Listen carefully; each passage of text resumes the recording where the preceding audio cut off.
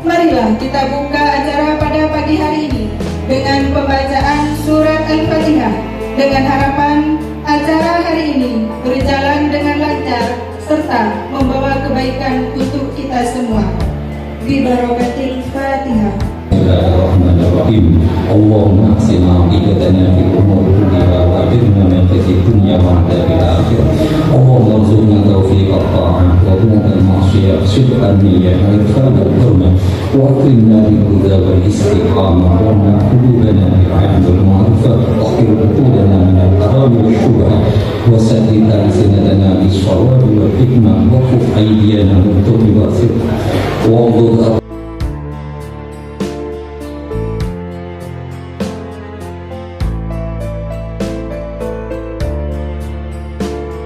Assalamualaikum warahmatullahi wabarakatuh.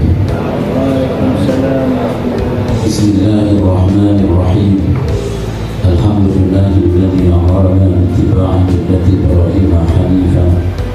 Wassalatu wassalamu ala sayyidina Muhammadin Mustafa wal Mujtaba wa ala alihi wa. Yang kedua, salawat dan salam kita haturkan kehadiran Nabi Muhammad sallallahu alaihi wasallam.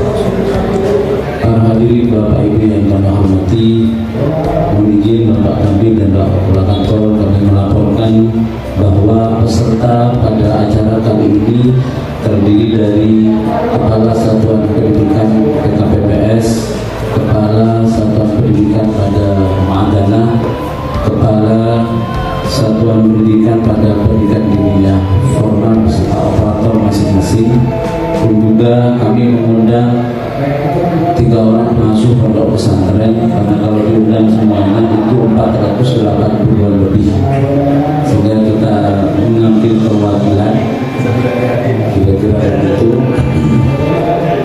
Kemudian juga kita mengundang pengurus FKDT dan juga pengurus FKPK tingkat Kabupaten Sumber.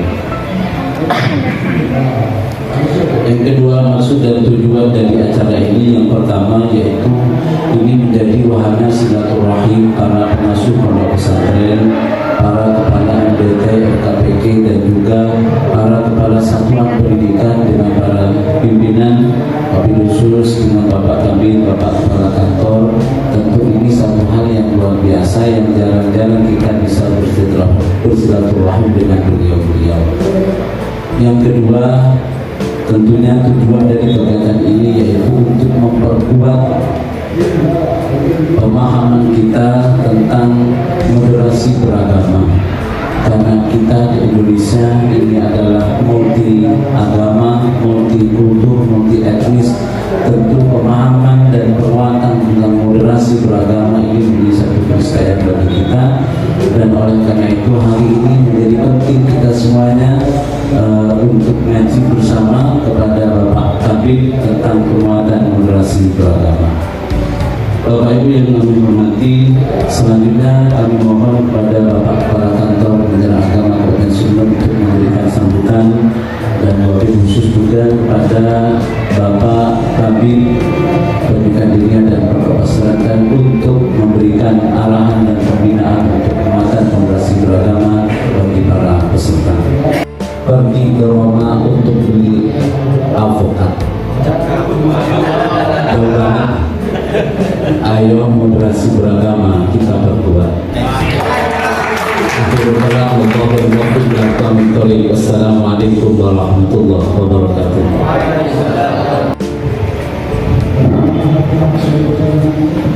Assalamualaikum warahmatullahi wabarakatuh.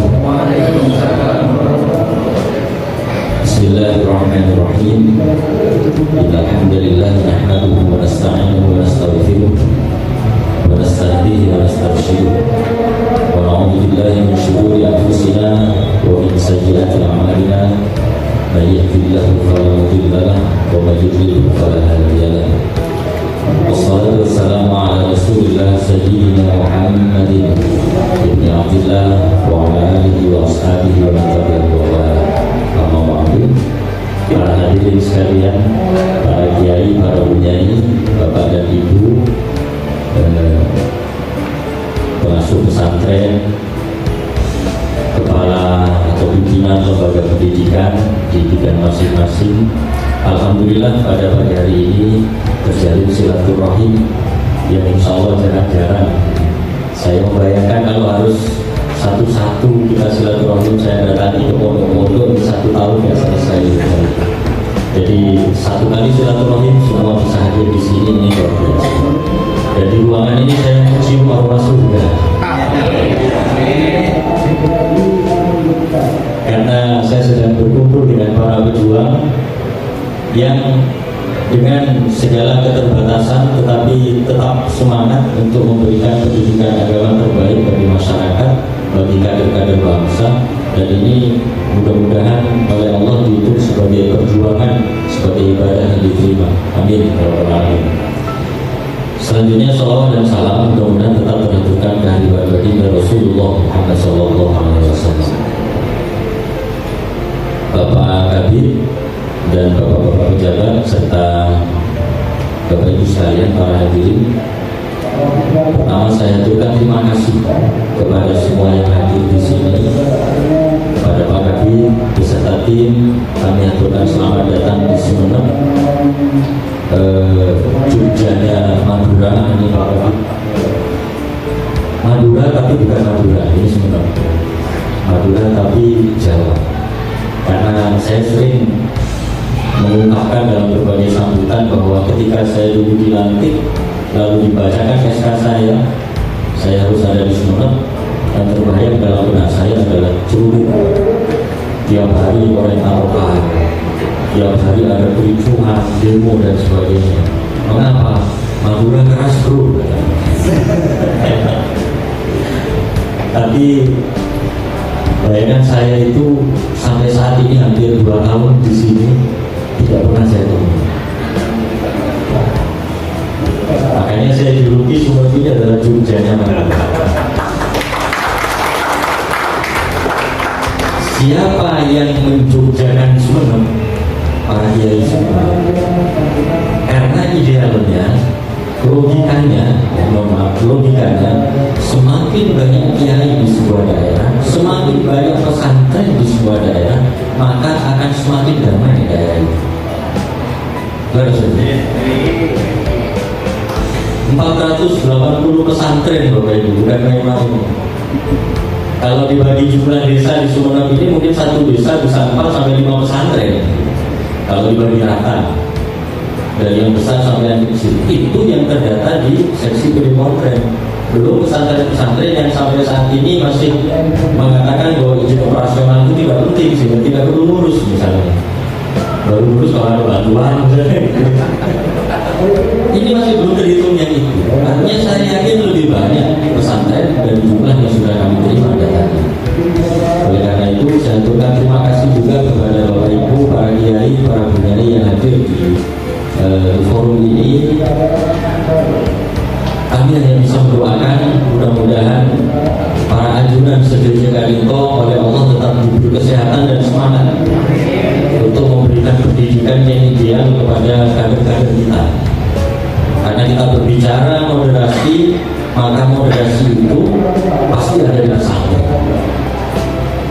Tidak mungkin seorang kiai bisa bertahan menjadi seorang kiai kalau beliau tidak moderat. Moderat itu kan mau menerima orang lain, mau menerima kelemahan orang lain, mau menerima perbedaan. Kalau kiai tidak moderat, ada santri melar satu saja ditutup lampu, santri ditutup. Karena tidak moderat, tak sabar.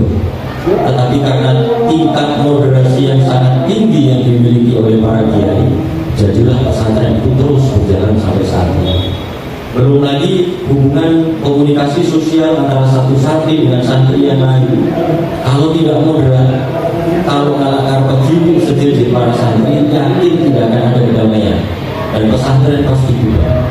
Jadi kalau bertanya di mana pusat moderasi, jawabannya satu, pasti di pesantren.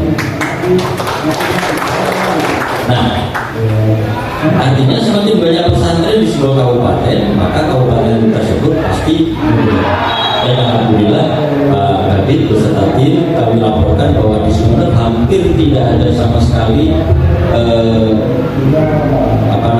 semacam konflik baik antar agama ataupun internal agama. Adapun konflik STPS kata orang Madura ya.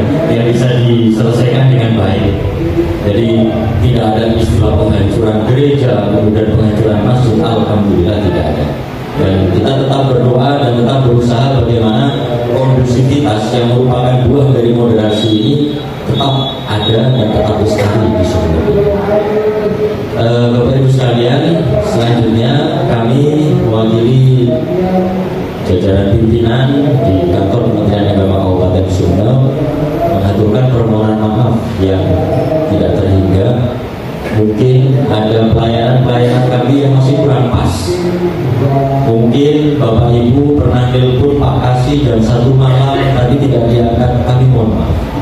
Karena memang jam 1 malam bukan waktunya mengangkat telepon. Mungkin ada pelayanan yang ya siapa tahu kurang memuaskan lah.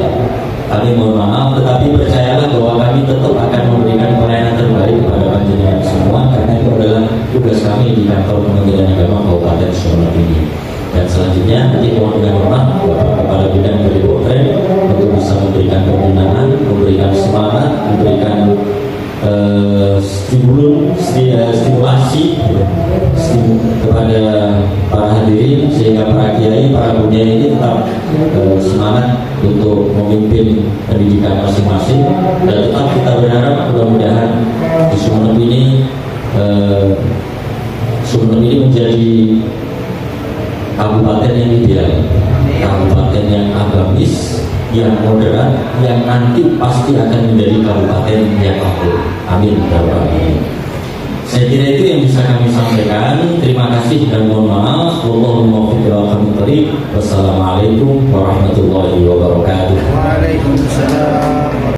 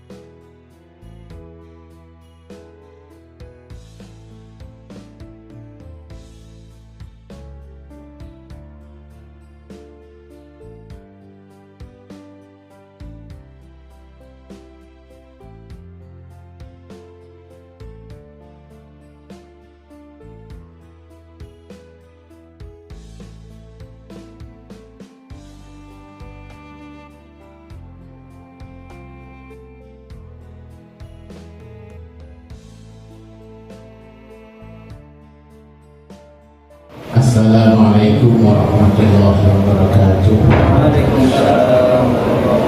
Bismillahirrahmanirrahim. La yadurru ma'asmi ismihi wa as-sama'u wa as-sami'ul 'alim.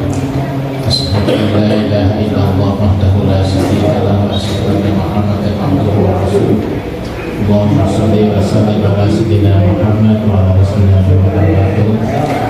Hadratul Mukarramin, Masyarakat, Alhamdulillah, para ulama, Abdul Khusus, para kiai, yang tahu pada kesempatan ini saya bisa bersilaturahmi dengan para alim, para ulama di wilayah Sumeneb. Sebuah penghormatan, sebuah kesyukuran kami bisa bertemu dengan Baginda Rasul, bahwa kami bahagia bisa kesini. Para kiai yang saya tandimi, sekali lagi bahwa saat ini pemerintah memberikan apresiasi yang luar biasa kepada pesantren. Itu ditunjukkan dengan adanya Undang-Undang Nomor 18 Tahun 2019 tentang pesantren. Sebelumnya ada penetapan Hari Santri, yang dimana itu juga diambil atas peran pesantren di dalam menjaga kemerdekaan yang saat itu akan minta kembali oleh Belanda. Sehingga Hari Santri kemudian dilanjutkan dengan Undang-Undang Pesantren, kemudian Perpres Nomor 82 Tahun 2021 tentang pendanaan pesantren. Pendanaan pesantren. Ini tiga hal yang menurut saya itu sebuah penghargaan yang sungguh-sungguh sangat fundamental sekali. Kenapa saya katakan fundamental?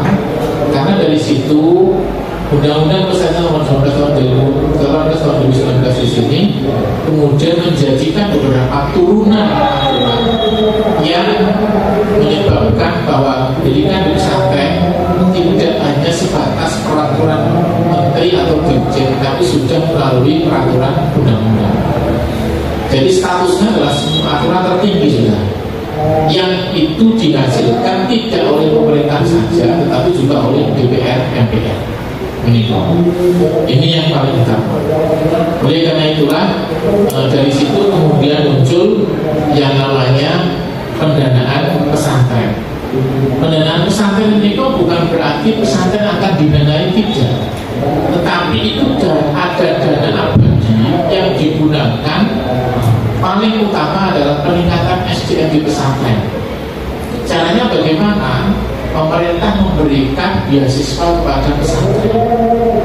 Nah, perambilan menikah tidak hanya itu, Presiden secara khusus meminta kepada kementerian lembaga, seluruh kementerian untuk menyisihkan anggaran buat pesantren. Seperti Kementerian Kesehatan akan memberikan bantuan baik dalam bentuk fasilitasi petugas kesehatan ataupun alat kesehatan. Kemudian Kementerian Tenaga Kerja akan memberikan pelatihan keterampilan kepada pesantren. Kemudian Kementerian Ekonomi akan memberikan pelatihan terkait dengan operasi pesantren dan sebagainya, banyak. Seluruhnya diminta.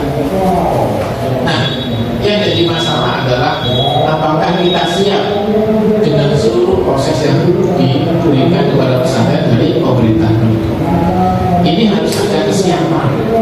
Kesiapan di sini dalam arti bagaimana mengelola pesantren untuk diarahkan sesuai dengan keunggulan masing-masing. Itu keunggulan. Tidak bisa semua kemudian ditangani pesantren, tapi punya keunggulan sendiri-sendiri. Contoh misalkan khusus keilmuan, maka kebuiran khususnya adalah hadis dan tafsir misalnya. Kemudian dinanya dengan fikihnya dan lain sebagainya. Tapi juga ada pesantren yang menggabungkan antara keilmuan dengan ekonomi. Misalkan Sidogiri saat ini alumninya saja untuk menanam modal di kooperasinya sana itu juga masih. Karena yang dikelola Sidogiri itu saat ini sudah mencapai 7 triliun lebih. Sehingga santri alumni sana yang mau investasi di sana itu ditahan. Nah, Sidogiri itu membuat 5 PT. Jadi betul nama sudah. Nanti dari 5 meniko akan dibuat holding company. Jadi perusahaan besar. Nah, salah satu usaha yang dibangun sama Sidogiri itu adalah terkait dengan teknologi informasi. Jadi yang dijual itu adalah aplikasi. Loh, ini salah satu santrinya yang namanya Tolkan itu menghasilkan aplikasi Alfara. Alfa. Jadi terkait dengan jadwal sholat dan sebagainya, saya pakai ini. Beliau itu tidak pernah namanya mengenyam pendidikan umum, bukan pernah. Universitas, sekolah, madrasah, bukan pernah. Tetapi murni dari pesantren. Itu sakit membuat aplikasi. Jangan berpikir bahwa aplikasi ini hanya buat saja modal. Itu kalau semakin banyak yang menggunakan, maka dia dapat jasa